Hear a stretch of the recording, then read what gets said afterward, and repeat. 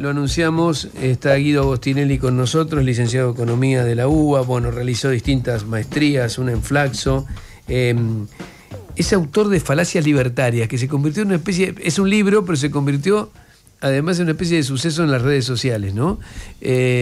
Vos lo descubriste por las redes, ¿no? ¿Me dijiste? Yo lo descubrí, no, yo había visto el libro y después vi lo que hacía en las redes, y a mí en general no me gusta cuando alguien en función de posición política fuerza datos. Entonces lo primero que me pasó es de que este será uno que está forzando datos para joderlo a Milei o será un tipo serio. Y cuando lo empecé a escuchar descubrí dos cosas. Primero que era serio y después algo muy interesante que va más allá de Milei. Porque cuando Milei cuenta cómo es el mundo, él le discute, mirá, el mundo no funciona así. Y entonces, utilizando el disparador de Milei y el trabajo de Guido, lo que te permite es entender cómo funciona el mundo. No sé, yo el otro día te contaba, estaba leyendo un libro de economía gastronómica. Un tipo que comparaba economía con gastronomía, un coreano. El coreano cuenta su primer viaje a Londres, contando cómo la diferencia entre las comidas, qué se come en Londres y qué se come en Corea. Y el tipo contaba al pasar su primer viaje a Londres, decía, era una época que era muy difícil llegar a Londres, porque era la Guerra Fría, y para ir de Corea a Londres no podías pasar ni por China ni por la Unión Soviética. Entonces tenías que ir primero a Alaska, de Alaska a Europa, claro. Y de Europa. Entonces tardabas 24 horas.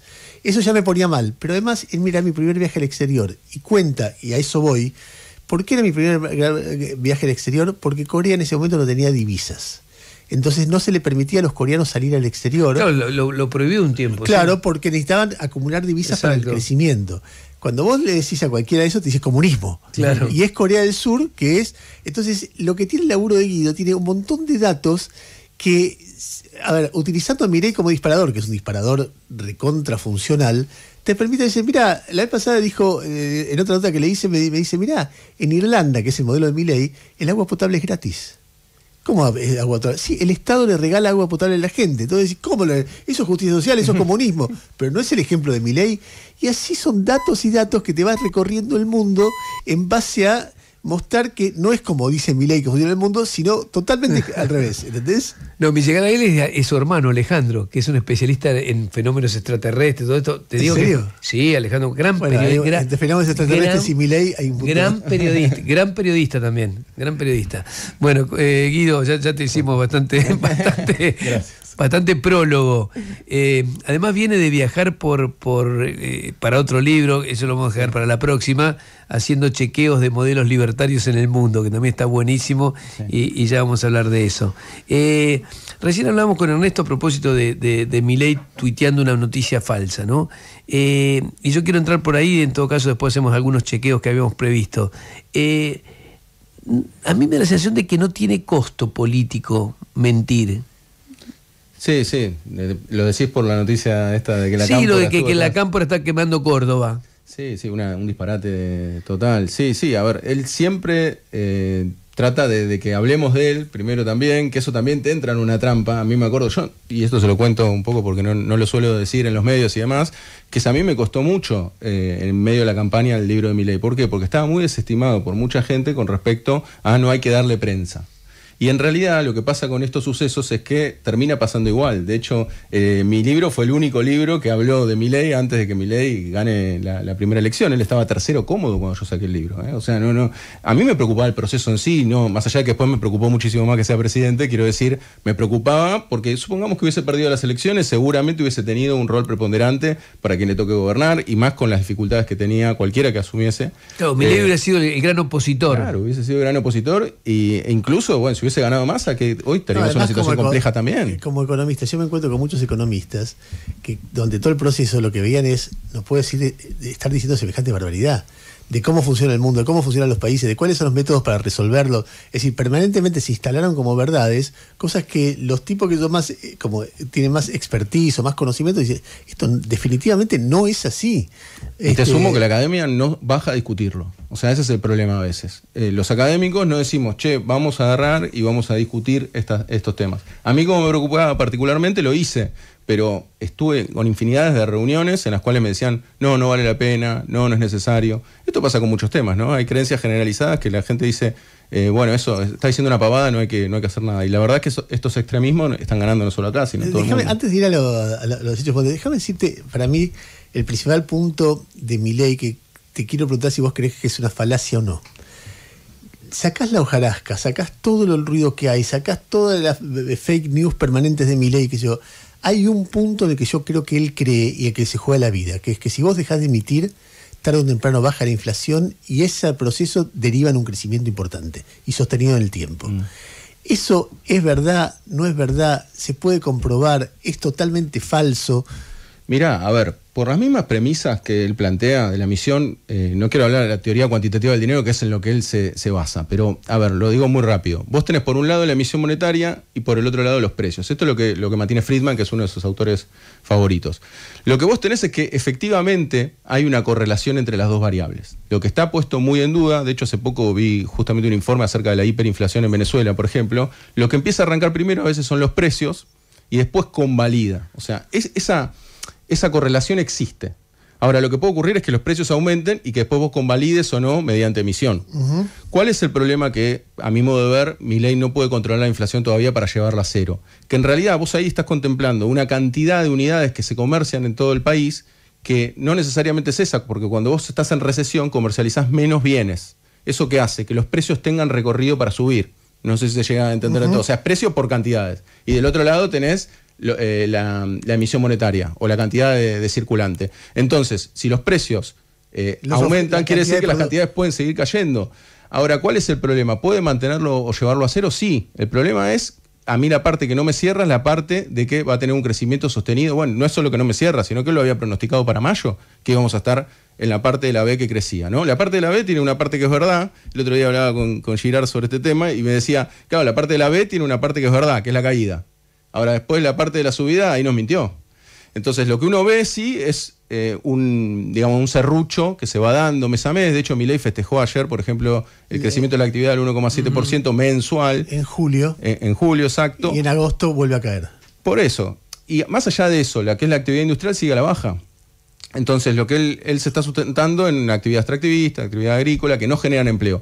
Entonces, a mí me parece que uno de los datos fundamentales en realidad es el empleo, que bueno, el último dato de Alberto Fernández era 5,7, ahora dio 7,7 el primer trimestre, 7,6 el segundo, ahí hay que sacar la estacionalidad, pero estamos 2 puntos arriba, un 35% aproximadamente de aumento del desempleo. A mí me parece que con el modelo de Milei va a ser difícil que llegue a los niveles de empleo de desempleo que recibió. Estamos hablando con Guido Agostinelli, ha especializado en chequear algunas frases de Milei, algunas de los que él considera falacias libertarias, libro que publicó Sikus, ¿eh? Todavía se consigue ese libro, ¿sí? Sí, por supuesto. Sí, bien, se viene otro del que vamos a hablar más adelante. ¿Te parece que chequeamos alguna de las frases que dijo en la presentación del presupuesto? Dale, perfecto. Bueno, habló entre otras cosas del país más libre del mundo.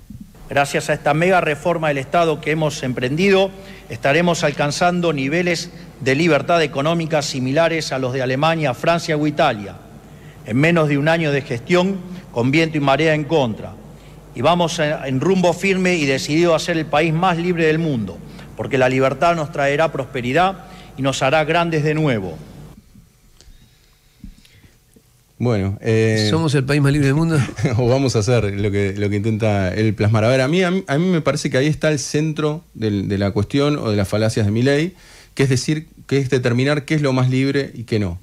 Él para eso toma el índice de libertad económica de Heritage. Algunos se podrá decir, che, hay tantos índices en la economía, vos justo te venís a preocupar por ese. No, el problema es que Milei, a partir de ese índice, es donde dice que los países más libres crecen 12 veces más que los países más pobres, y etcétera, etcétera, etcétera. En realidad ese índice, justo saqué un artículo académico en una revista académica esta semana, que justamente hablaba, larga mi explicación, acerca de por qué este índice es fraudulento. No mide la libertad económica, no mide. Está hecho con un promedio simple, o sea, pone un montón de variables para que la intencionalidad sea que el índice de libertad económica correlacione con el crecimiento. Entonces vos decís, bueno, estos países más libres son los que más crecen. Pero en realidad, por poner un ejemplo, los países nórdicos figuran en los primeros puestos, que son los países que tienen mayor presión fiscal y mayor intervención estatal en general. Entonces, Argentina, según este índice, según lo que está haciendo... ¿Y por qué es importante el diagnóstico? Porque Milei está haciendo todo en función de ser el país más libre del mundo, en teoría, y el problema es que nada avala que eso te va a llevar a un mayor crecimiento. De hecho, China figura, por ejemplo, muy bajo en el ranking, y en el libro, en Falacia Libertaria, justamente lo que mostramos es que hay una correlación inversa en Argentina. En Argentina, cada vez que subimos en el ranking, caemos en el PBI, y cada vez que subimos en el PBI caíamos en el ranking. O sea que en realidad lo que está planteando, de hecho él va un poco a convalidar esto, porque este año va a dar una caída estrepitosa del PBI y a su vez vamos a tener un aumento teórico, según dice Milei, en el ranking. O sea, más libertad, menos crecimiento sería en ese caso. Claro, pero lo que pasa es que ellos lo que hacen, yo no tengo un problema con ningún índice. A ver, está bien que quien quiera hacer un índice lo haga. El problema ¿cuál es? Que ellos le ponen la palabra libertad. Y entonces después, como los datos no avalan lo que dice Milei. Milei, ¿qué es lo que pasa? Te dice, bueno, los países que se retira el Estado funcionan mejor. Ahora vos vas a los datos, ves todo lo contrario, por las experiencias internacionales. Entonces, ¿qué tienen que hacer? Se construyen un dato a medida, que es Heritage Foundation, que es una fundación conservadora de Estados Unidos, y lo que hacen es decirte, bueno, tienes que tener esto, lo otro. Por ponerte un ejemplo, si funciona bien la justicia o si tenés baja percepción de la corrupción, vas para arriba en este índice. Y vos decís, pero pará, eso es ideal para un marxista, hasta para cualquier persona que eso funcione. En realidad vos tendrías que poner las características típicas de lo que vos consideras la libertad económica. Entonces, si vos tenés menor presión tributaria, se diluye entre medio de otros indicadores. El país con menor presión tributaria es Guinea Ecuatorial. O sea, y el país con menos gasto público sobre PBI es Somalia. Que dicho sea paso, fui al FMI, la última reunión de la primavera del FMI, y estaba el ministro de Economía de Somalia diciendo que estaban creciendo gracias a que habían aumentado el gasto público. O sea, lo que quiero decir es, no hay ningún sustento en lo que Milei nos repite que debemos hacer que nos diría que vamos a crecer. Entonces eso no ocurre. Entonces, que vamos a ser el país más libre del mundo, hay que ver en qué términos, y obviamente si es en el índice de libertad económica, si quiere copiar a un Singapur, bienvenido sea. El 20% del PBI está explicado por las empresas estatales. En Singapur. Temasek Holding es una empresa que abarca de todo tipo de actividades que se te puedan ocurrir, entre los cuales está la aerolínea de bandera. O sea que ahora que se quieren desprender de aerolíneas, bueno, Singapur tiene aerolínea de bandera, y eso que Singapur es una ciudad-estado, o sea, no necesita tampoco con tanta necesidad como nosotros una aerolínea de bandera, ¿no? Pero quiero decir, Singapur tiene, y aparte tiene otras cuestiones, por ejemplo, tiene hace 60 años el mismo partido en el gobierno, ¿no? Esto no se mide en la libertad económica porque supuestamente es político. Ahora, imagínate que estás muy condicionado para hacer negocios ahí si no conoces a alguien del gobierno que está hace 60 años. Entonces, esta cuestión del país más libre del mundo es totalmente cuestionable que vayas a ser el país más libre del mundo, ¿no? Habló de impuestos también, ¿no? En Argentina más impuestos no puede haber. Es el país con mayor cantidad de impuestos del mundo. Y si a eso le sumamos que el 50% de la actividad económica es informal, la presión impositiva formal en Argentina ronda el 60%. ¿Verdad? ¿Falso? No, es totalmente falso. A ver, ahí hay varias cosas para comentar. A ver, la presión impositiva en Argentina ronda el 30% aproximadamente. Ahora, ¿qué es lo que suelen hacer los libertarios para mostrar? Primero, en algún momento han llegado a decir que hasta la presión impositiva era del 100%, lo cual era imposible, porque no tenés manera de que haya un negocio. No, bueno, lo que suelen decir, pues yo lo he discutido, porque en un momento creo que hasta la Reta dijo algo así, y yo discutí con alguien de él y le dije, mirá, vos ves los organismos internacionales es 28,9, 29, 27... ¿Qué te responde? Te dice, no, pero eso es sobre la economía en blanco, 29. Pero si como vos estás comparando 29% respecto del total, pero ese 29 se aplica sobre la economía en blanco, que es mucho menos que el total, con lo cual sube al 50 sobre la economía en blanco. Está bien. Ahí lo que habría que preguntarles es, primero, ¿quién es la economía en negro? Porque son los héroes de Milei que evaden impuestos. O sea que primero... está bien, pero es otro tema. Está bien, pero primero, digamos, si vos haces todo tipo de inversiones, bueno, ok. Y segundo, ojo que en el INDEC, cuando vos medís el PBI, está lo que se llama economía no observada. Esa parte proyecta un 35% de informalidad aproximadamente. Depende por rubro, es rubro por rubro. Lo que quiero decir es, no es tan fácil ni es lineal extrapolar y decir es 29, lo multiplico por 2 y ese es el nivel de presión impositiva. Eso está mal hecho el cálculo, sin lugar a dudas. ¿Por qué? Porque va a depender del sector y porque el INDEC ya presupone en el PBI, porque entendemos que es uno sobre otro, ¿no? Entonces, si el PBI está por debajo porque está con una estimación que no estima el 50% de informalidad, quiere decir que entonces me estás aumentando la presión impositiva del otro lado. O sea, la presión impositiva no es del 60% en Argentina. Hay que tener en cuenta, digo... porque es alta igual. Sí, es alta para la región, es alta. A nivel mundial no, digamos, los países Dinamarca, Francia son los que mayor presión impositiva tienen. Pero el problema no está por ahí tanto en la discusión, sino que cuando uno hace un análisis comparativo de los impuestos, acá lo que tenés es que tenés una fuerte incidencia de los impuestos regresivos y no progresivos como en los países. Entonces, en los países más desarrollados... Hay más IVA que impuesto de riqueza. Exacto. O sea, en realidad, si a Milei le preocupase esa presión impositiva sobre los que pagan impuestos, lo mejor que puede hacer es ir a controlar a quienes evaden, primero. Porque entonces quiere decir que vas a recaudar más y que esa presión impositiva sobre los que pagan impuestos tendría que bajar. Pero él cree que los que evaden son héroes. Son héroes. Entonces, bueno, unos que pagan cero y otros que terminan pagando mucho, lo cual es cierto y hay que combatirlo. Lo que quiero decir es que también la composición de los impuestos también él va en contra de los países desarrollados. Pues los países desarrollados tributan más los impuestos a la riqueza, y justamente lo que tuvimos en bienes personales es la baja de la alícuota y aparte la suba de la base para tributar. Son 100 millones de pesos aparte de la vivienda que vos tenés, lo cual es una suba importante para no tributar el impuesto a los bienes personales, que es progresivo. A ver, tomamos el último fragmento de la presentación del presupuesto en el Congreso. Habló del PBI más alto y de la pobreza. Los últimos 120 años hayamos pasado de tener el PBI per cápita más alto del mundo a ser un país donde el 60% de la población es pobre. Bueno, a ver, el 60% de la población es pobre, lo vamos a saber hoy a las 4 de la tarde, vamos a tener el dato. Se calcula 50 igual, más por ahí. Exacto, lo que yo me parece importante siempre resaltar acá es que la última medición del INDEC, la última de Alberto Fernández, del último semestre del año pasado, fue del 41,7. O sea que lo que tenemos que hacer es esa comparación. Ojo, porque ya que estamos en este clima de fake news, como hubo algunas proyecciones de Ditela y de UCA que daban arriba del 50, no sea cosa que dé hoy, no lo sé, no tengo acceso a esa información, de que dé arriba del 50% y que digan, bueno, la estamos bajando, porque son capaces de decir eso. Entonces, hay que comparar con el 41,7. Exacto. Ese es el último dato que tenemos. Vamos a ver qué es lo que da hoy, seguramente de un aumento.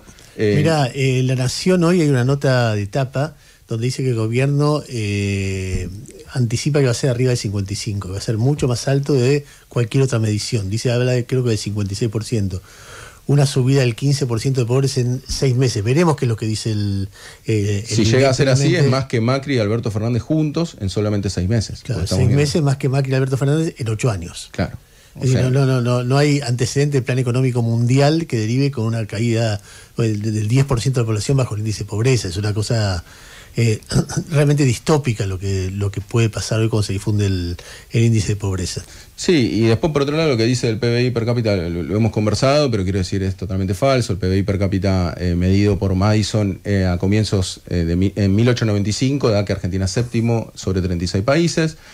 Aparte, la expectativa de vida de Argentina era de 33 años contra 53 de Australia y todos los países centrales por arriba. O sea, eso es una fake news enorme de que Argentina era la primera potencia mundial, y la potencia aparte se mide por el total, el PBI global y no el PBI individual. O sea, lo que tenemos es que el PBI global no estaba ni cerca de ser de los primeros. Y hoy sería como decir que Liechtenstein, Mónaco o Luxemburgo son primeras potencias mundial porque tienen un PBI más grande. Claro. Entonces es un disparate, ni es más rico, ni es la mayor potencia, no fue nada de todo eso en 1895. Aparte de que se cobraban impuestos a las importaciones más altos, 6 veces más altos de lo que se cobran ahora. Y aparte y este sí es un dato que lo exploré en mis redes sociales y que tuvo bastante repercusión, si vos te agarrás la serie de Madison y la extrapolás hasta el día de hoy, ¿saben cuál es la etapa donde más creció el PBI per cápita? ¿Cuándo? Kirchnerismo. ¿En serio? Así que justamente, yo dije, bueno, ya que tenemos la serie, ¿viste? De Madison, agarro, bueno, lo llevé y hice todo un video explicando eso. Y la parte que se ve claramente que sube más es durante el kirchnerismo. En la fuente que cita Milei. O sea, que si Milei dice que la primera potencia de Argentina en 1895, tiene que decir que el kirchnerismo fue el que más trajo crecimiento de PBI per cápita. A ver, discurso con inversores en Nueva York. Habló de jubilaciones, Milei. Durante la administración anterior, las jubilaciones perdieron cerca del 40% en términos reales, y que durante nuestro gobierno llevan ganado más del 5% en términos reales. Votaron una ley que implicaba un aumento de por lo menos del gasto público de 1.2 del PBI. No habían propuesto ningún mecanismo de financiamiento, con lo cual, digamos, una situación absolutamente irresponsable, y que eso en términos dinámicos implicaba aumentar la relación deuda-producto en 67% del PBI. Bueno, acaba cambiando, primer dato. Ahora dice que es el 67% del PBI, él había dicho que era el 62%.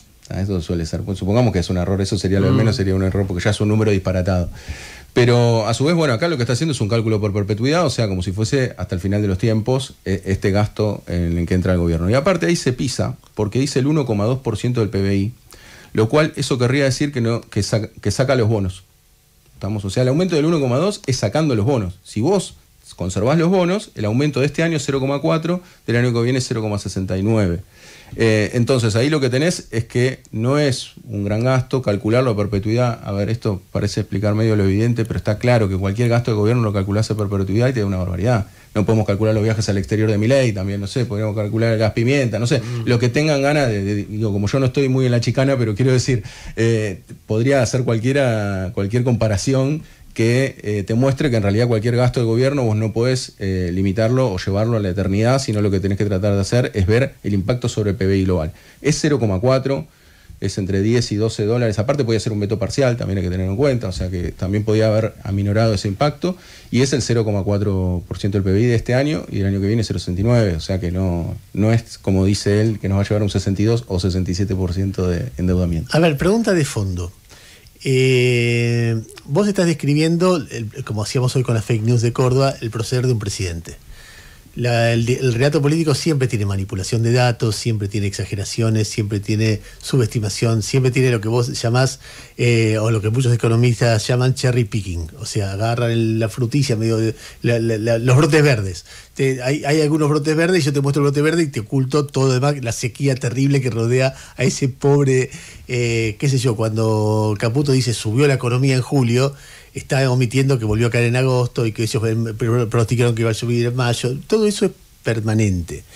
En el caso de Milei es compulsivo, es decir, la mentira, la manipulación es diaria. Todos los días o cada 2 o 3 días dice algo que es falso, que es manipulado.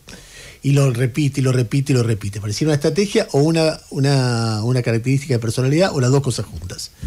Ahora, cuando vos juzgás un gobierno, no lo juzgás por si el presidente miente o no miente.